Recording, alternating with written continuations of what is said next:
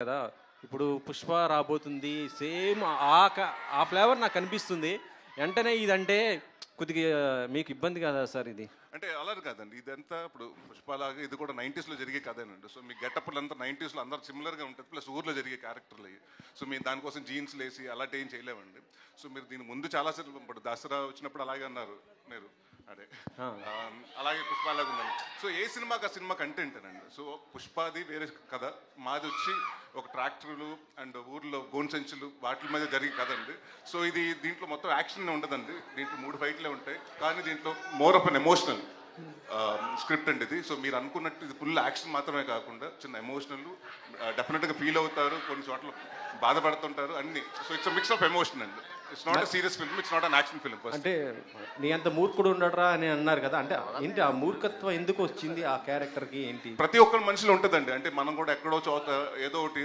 మన అమ్మ గురించి అమ్మ చెప్పినప్పుడు లేకపోతే ఇంకో ఫ్రెండ్ చెప్పినప్పుడు ఆ మాట వినకపోవడం తర్వాత మనం ఫీల్ అవ్వటం ఆ రోజు నేను అలా చేసుండకపోతే ఆ రోజు నేను అక్కడ జూబ్లీస్లో అమ్మకపోయి ఉంటే వాళ్ళకి నాకు 40,000 కోట్లు ఉండేది ప్రాఫిట్ అనుకుంటాం కదా తప్పులు ఎప్పుడో చేస్తుంటాం కదా అందరూ అలా చిన్నప్పుడు అంటే మనం ఒక పేరెంట్స్ మాట వినకపోయినా లేకపోతే ఫ్రెండ్స్ మాట వినకపోయినా మన వెల్ విషర్స్ మాట వినకపోయినా నాకు తెలుసు నేను బట్టిన కుందేలకు 3 కాళ్ళు అనుకున్న వాడి గురించి కదండి ఇది మీ రియల్ లైఫ్లో ఎప్పుడైనా జరిగిందా ఇట్లా అంటే మీరు అనుకున్నారా మీ రియల్ లైఫ్లో ఎప్పుడైనా ఇట్లా అనిపించిందా అంటే డెఫినెట్గా ఉన్నాయండి కొన్ని సందర్భాలు ఉన్నాయి ఈ సినిమాలు ఎందుకు చేస్తున్న సందర్భాలు కూడా ఉన్నాయి సో ఇప్పుడు ఏ సినిమా టైటిల్ అని అడగొద్దు ప్లీజ్ సో డెఫినెట్గా ఉంటాయండి అంటే ఆ రోజు నేను ఆ డిసిషన్ తీసుకుంటే నా కెరీర్ ఇంకొకలాగా ఉండేది అన్నది ఉంటుంది డెఫినెట్గా సుబ్బు గారు ఇక్కడండి సార్ కంగ్రాచులేషన్స్. ఎందుకోసం చూడాలి దేనికోసం చూడాలి కొంచెం ఎవరుగా చెప్పండి. ఎందుకోసం చూడాలంటేనండి ఇది ప్రతి ఒక్కడు చూసుకుంటే కనెక్ట్ అవుతారండి ప్రతి ఒక్కడు బచ్చలమల్లే లైఫ్లో ఎందుకంటే ఏదో ఒక మిస్టేక్లు చేసి సరిదిద్దుకోలేని మిస్టేక్ చేసి దాని తర్వాత అది చేస్తుంటే బాగుంటుందని ప్రతి ఒక్కడు చాలా రిపెండ్ అయి ఉంటాడండి కానీ క్యారెక్టర్ అలా కాదు సో మీరు ఏమనుకుంటారంటే రేపు అంటే జనరల్గా అంటాం కదండి ఆడు మనిషికి అది మూర్ఖుడు అంటారు కదండి అది మారిపోద్ది ఈ సినిమా చూసిన తర్వాత ఆడు మనిషికి అది బచ్చలమల్లి అంటారు అలా మారుతుంటుంది అండి అదే చెప్తున్నాను ఇట్ యాస్ అన్ ఎమోషన్ అండి ప్రతి ఒక్కడికే కనెక్ట్ అయ్యి కదా ప్రతి కుర్రోడికి లేకపోతే ప్రతి మీకు తెలిసిన వాడి కథ అలా ఉంటుంది చూసుకుంటే ఎవరే మా ఊర్లో ఇడు ఉన్నాడు కదా ఇలాంటి కుర్రోడు ఒకటి ఉన్నాడు కదా ఇలాగ అయిపోయాడు కదా ఇలా ఉన్నాడు కదా లైఫ్లో అనుకుంటారు పని పాట లేకుండా తిరిగేసి గోడల మీద కూర్చొని అమ్మాయిలు వెళ్ళి వచ్చి అమ్మాయిలు వాళ్ళతో మీద ఏదో రాయేసేసి వాళ్ళకి వెళ్ళి ఇలాంటి వాళ్ళు ఉంటారు కదా ప్రతి ఒక్కటి అంటే అవసరం ఉన్నా లేకపోయినా గొడవ పడిపోయే క్యారెక్టర్లు ఉంటారు కదండి అలాంటి క్యారెక్టర్ ఇతను సో ఇది కొంచెం అంటే మనం సొసైటీలో చాలా తరచూ చూసి కదా క్యారెక్టర్ సో దాన్ని కొంచెం మూర్ఖత్వం బార్డర్లు దాటేస్తే నీ లైఫ్లో ఎలాగైపోతాయని చెప్పడానికి కోసం తీసిన కదండి సో అది అంతకు చూడాలి. నరేష్ గారు సుబ్బు గారు శంకరాభరణ దగ్గర నుంచి చూసుకుంటే అన్నవరంలో తీసిన సినిమా హిట్ అవ్వకుండా ఉండలేదు. మంచి బాగుందా కంఫర్టబుల్గా ఉందా ఏదండి నొలక మంచి బాగుందా కంఫర్టబుల్గా ఉందా అంటే తిరిగిపోయింది వచ్చండి మీరు కూడా సాయంత్రం కూర్చుందాం. సరే ఎప్పుడైనా మీ కెరియర్లో అంటే నాన్నగారు చిన్నప్పుడు విలేజ్లో ఉండి నొలక మంచం మీద పడుకుని ఆయన పెరిగారు నాకు తెలిసి సో అలా ఎప్పుడైనా నొలక మంచం మీద కూర్చోవడం జరిగింది ఇదే ఫస్ట్ టైమా? ఎప్పుడు చాలాసార్లు అయిందండి చాలాసార్లు సినిమాలు కూడా చేసాం గమ్యం సినిమాలో మొత్తం క్యారెక్టర్ ఇక్కడ పడుకుని ఉంటాడు కదండి సో అలవాటు ఉన్నాయండి మరీ నేను అంత బాగుంది గోల్డెన్ స్పూన్ ఏం కాదులేండి అది ఎరగొట్టారు నొలక మంచం ఎరగొట్టారు మాట అయితే అంటే మన హైట్కి అవి సరిపోవు సరే నేను చెప్పి పడుకుంటాను మీరు మళ్ళీ ఇంకొక రకంగా తీసుకోండి. సరే అసలు విషయాలు వద్దా 60 సినిమాలు పైగా మీరు చేశారు 60 సినిమాలు పైగా చాలా సినిమాలు చేశారు అయితే ఎన్నో క్యారెక్టర్ చేశారు కానీ 3 సంవత్సరాల క్రితం ఏ డేట్న మీకు ఈ కథ చెప్పారో గుర్తు పెట్టుకుని మరి ఆ డేట్ కూడా మెన్షన్ చేస్తూ ఆ రోజు విన్న కథ ఇది అంత గొప్ప కథ అని అలా చెప్పడం అనేది నిజంగా ఆశ్చర్యంగా అనిపిస్తుంది ఇన్ని సినిమాలు చేసిన తర్వాత.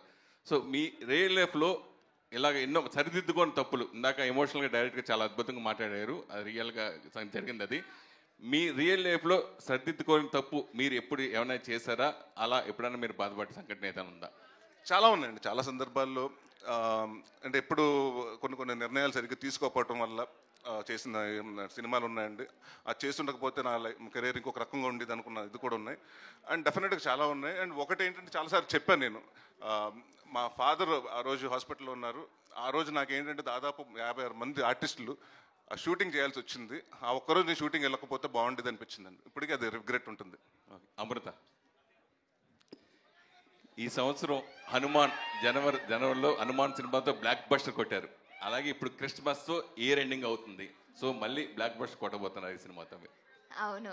స్టడీ చేశాక కొంచెం లేదు, లేదు. బిహేవియర్ ఇంపార్టెంట్ కదా ఈ క్యారెక్టర్కి. లేదు లేదండి, అంటే నేను అతను బచ్చలమల్లి అన్న ఒక కరెక్టర్ ఉందని తెలుసు, దాన్ని ఇన్స్పిరేషన్ తీసుకుని అతను చేసిన అంటే ఇన్సిడెంట్స్ ఏంటి ఆ లైఫ్లో అతను చేసుకున్న ఎన్ని నన్ను ఒక కథగా చెప్పారండి. సో నేను అనుకున్నప్పుడు ఆయన ఏమనుకున్నారంటే నాకు ఇలా కావాలంటే ఇలా బాడీ లాంగ్వేజ్ అని ఉండాలి, అలా ఉండాలి, నాకు లూజ్ బాడీ లాంగ్వేజ్ ఉండాలి, ఈ సినిమాకి హీరో స్టిఫ్గా ఉండకూడదు, కొడితే అలా అది కాదండి, చాలా లూజ్గా ఉండాలి, ప్రతి వాడు అంటే చూడగానే ఇరిటేషన్ వచ్చేయాలి జనాలకి, అలాంటి క్యారెక్టర్ ఉండాలని. దాని తర్వాత అతను అక్కడ షూటింగ్ వెళ్ళిన ప్రాసెస్లో కలిశానండి. అతను చూస్తే షాక్ ఏంటంటే అతను అంతే ఉన్నాడు. అంటే నేనేదో ఊహించుకున్నాను బచ్చలమల్లి అంటే ఉంటాడు, పెద్ద పెద్ద కండలు వేసుకుని ఉంటాడు అనుకుంటే చాలా సింపుల్గా చిన్న కళ్ళజోడు పెట్టుకుని వచ్చి అతను కలిశానండి. సో డెఫినెట్గా వాట్ ఎవర్ డైరెక్టర్ ఇన్పుట్ అనండి అన్ని మొత్తం ఆయన క్లియర్గా A to Z నుంచి నా కోసం నాతో కానివ్వండి, లేకపోతే ప్రసాద్ గారితో కానివ్వండి, హరితేజ గారితో కానివ్వండి, ఆయన క్లారిటీగా అందరికీ కథ చెప్పాడు. ఫస్ట్ వచ్చి కథ చెప్పి ఆ కథలోనే మమ్మల్ని అంటే క్యారెక్టర్స్లా బిహేవ్ చేయించాడు. కానీ ఇది ఎక్కడ హీరోలా ఉండడు. మీరు ఈ సినిమా చూస్తే నేను హీరో కాదండి, క్యారెక్టరే. తను ఎలా ఫీల్ అయ్యాడు అంటే తను కలిసానన్నారు కదా బచ్చలమల్లి, వచ్చినప్పుడు ఏమన్నాడు? కాలర్ తీసుకుని అందరితో నాకదే చేస్తున్నారు వీళ్ళు, నేనే పర్మిషన్ ఇచ్చాను అన్నాడు. ఓకే రా బాబు, టైటిల్ కూడా పెట్టేశారు. అవునండి, బట్ ఆయన NOC కూడా ఇచ్చారు. అంటే చాలా హానెస్ట్గా ఇన్నోసెంట్గా ఉంటుంది. బట్ ఇప్పటికే ఆ పొగరు ఉంది, ఇది బలుపు ఉంది ఇంకా. సుబ్బు గారు సార్ ఈ సినిమాకి సంబంధించి అందరూ క్లైమాక్స్ గురించి ఎక్కువ చెప్తున్నారు, మీ టీం కానీ బయట కానీ. సో ఎమోషనల్గా ఉండబోతుందని, ఎలా ఉండబోతుంది క్లైమాక్స్? సినిమానే కదండి మొత్తం కథ. అంటే అందరికి ఏంటంటే తెలియకుండా ఫస్ట్ నుంచి ఇది యాక్షన్ సినిమా. బచ్చలమల్లి అంటే ఏదో యాక్షన్ సినిమా అనుకుంటున్నారు. అంటే ఫైట్లు ఉండవు, 3 ఫైట్లు ఉంటాయి. ఇట్స్ మోర్ ఆఫ్ అంటే నవ్వుతాం, కామెడీ అంటే ఫుల్గా ఉంటుందని కదండి. ఎవ్రీథింగ్ మిక్స్చర్ ఆఫ్ లైఫ్ లాగా అన్ని ఎమోషన్స్ ఉంటాయి. సో ఏడుపు అన్నది కూడా ఒక ఎమోషన్ అండి, మొత్తం సినిమా అంతా ఏడుపు ఉండదు. సో క్లైమాక్స్ అంటే ఎలా ఉండబోతుంది? ఎక్కువ చెప్తున్నారు అసలు క్లైమాక్స్ గురించి టీం కానీ మీరు? అంటే టూ ఎర్లీ రాజేష్ గారు ఇప్పుడే చెప్పాను. బట్ మా టీం నుంచి మీకు చెప్పారా? రాజేష్ దండ గారే చెప్పారు. నేను చెప్పానా? ఇది ఇంకా మంచి జోక్. ఎందుకు లేదు చెప్పండి, అంటే ఎలా ఉండవు? ఇది మా సినిమాకి ఇంకా 15 రోజులు ఉంది. డెఫినెట్గా 19వ తారీఖు నైట్ ప్రీమియర్ లేస్తాను. ఆ రోజు ప్రెస్ మీట్లో చెప్తా, 19వ తారీఖు మార్నింగ్. రాజేష్ బ్రో క్లైమాక్స్ అదిరిపోద్ది, నెక్స్ట్ లెవెల్లో ఉంటుంది, అసలు ఊహించినట్టు ఉంటుంది. ఇవన్నీ పక్క తీస్తే కన్విన్సింగ్గా ఉంటుంది. ఓకే రాజేష్ గారు కన్వీనియంట్గా ఉండదు, కన్విన్సింగ్గా ఉంటుంది. రాజేష్ గారు అండ్ మీరు ఈ సినిమాతో పాటు మజాకా కూడా సంక్రాంతికి అనౌన్స్ చేశారు. బట్ ఇప్పుడు సిచ్యువేషన్ చూస్తే వచ్చేటట్లేదు ఆ సినిమా. సో ఎప్పుడు ప్లాన్ చేస్తున్నారు, ఎప్పుడు ఉండొచ్చు ఆ సినిమా కూడా? ఇంకా సంక్రాంతికి రావాలా వద్దన్నది ఇంకా తెలీదు. 12 రోజులు టాకీ ఉంది. అనుకున్నట్టు అయిపోతే జనవరి 14 రిలీజ్ ప్లాన్ లోనే ఉంది. ప్రసాద్ బెహ్రా రాజేష్ దండ గారు ఒక్క నిమిషం. ప్రసాద్ బెహ్రా అయితే glimpse Prasad Behra cinema glimpse పెళ్లివారం మండితో యూట్యూబ్ని షేక్ చేశారు, కమిటీ కుర్రాళ్ళతో థియేటర్స్ని షేక్ చేశారు అయ్యా, అండ్ బచ్చలమల్లితో అదే రేంజ్లో యూత్ని అండ్ ఫ్యామిలీ ఆడియన్స్ని ఎంటర్టైన్ చేయబోతున్నారా, లేదంటే ఇందులో ఎలా ఉండబోతుందని? ఫస్ట్ మీరు నన్ను యూత్ అన్నారా, థ్యాంక్స్ అండి దానికి.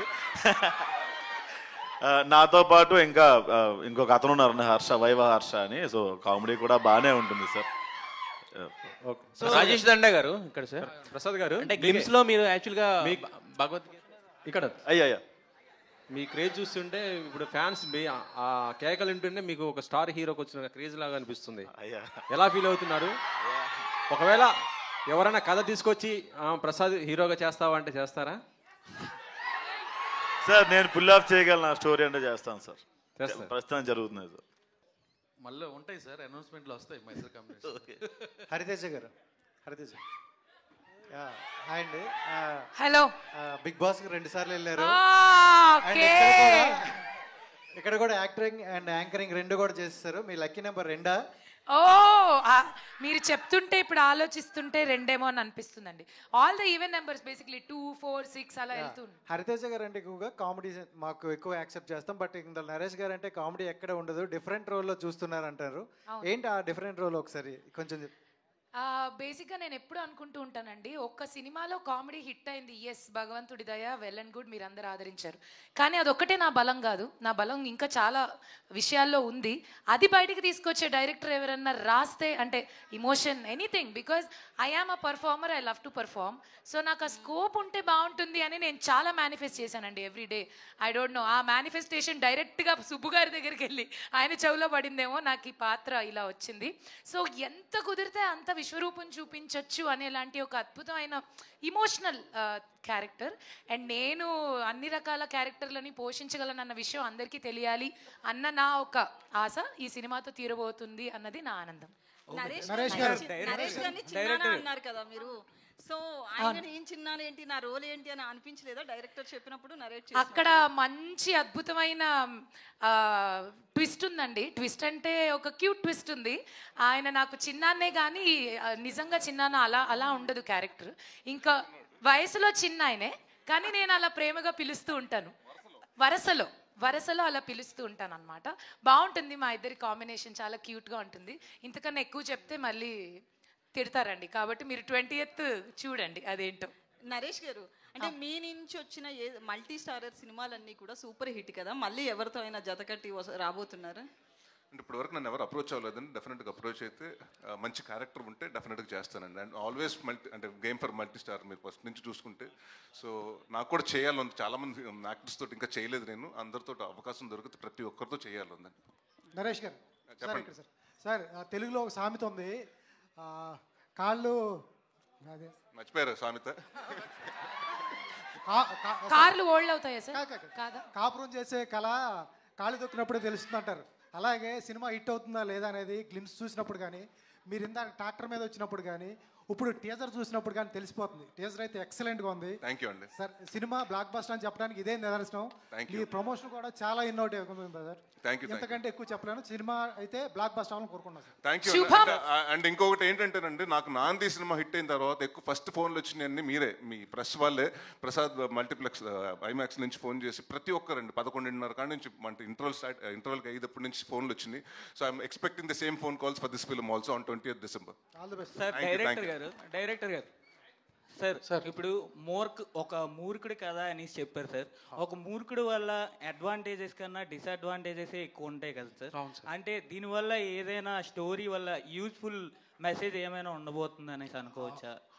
ఎక్స్పీరియన్స్ ఉంటుంది సార్, మెసేజ్ లాగా ఏముండదు. అతని ఎక్స్పీరియన్సెస్ అతని లైఫ్లో జరిగినవే ఉంటాయి తప్ప క్లాస్ పీకినట్టుగా ఇలా మారండి అలా ఉండండి అదేం ఉండదు సార్.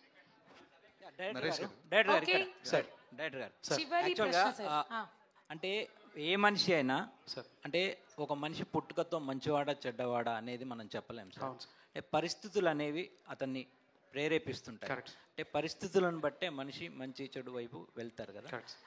ఆ పాయింట్ ఆఫ్ వ్యూలో ఈ కథలో మీరు ఏం చెప్పబోతున్నారు? అంటే ఎగ్జాక్ట్గా మీరు చెప్పిందే సార్. పరిస్థితులు కలిగినప్పుడు బార్డర్ దాటొద్దని సార్. మూర్ఖత్వం ఉంటుంది, ప్రతి ఒక్కళ్ళలో ఉంటుంది, బట్ బార్డర్ దాటొద్దు. పరిస్థితులు ఏమైనా కావచ్చు కానీ బార్డర్ దాటకండి అని చెప్పడం సార్. ఇంకోటి సార్, పోస్టర్లో చూసినప్పుడు 3 పోస్టర్లు మెయిన్ ఆ చూపులై చూస్తే ఒక బ్రహ్మ విష్ణు మహేశ్వర్ లాగా, అంటే ఈ క్యారెక్టర్లో ఆ 3 యాంగిల్స్ ఏమన్నా ఉంటాయి? అలా ఏమి ఉండదు సార్.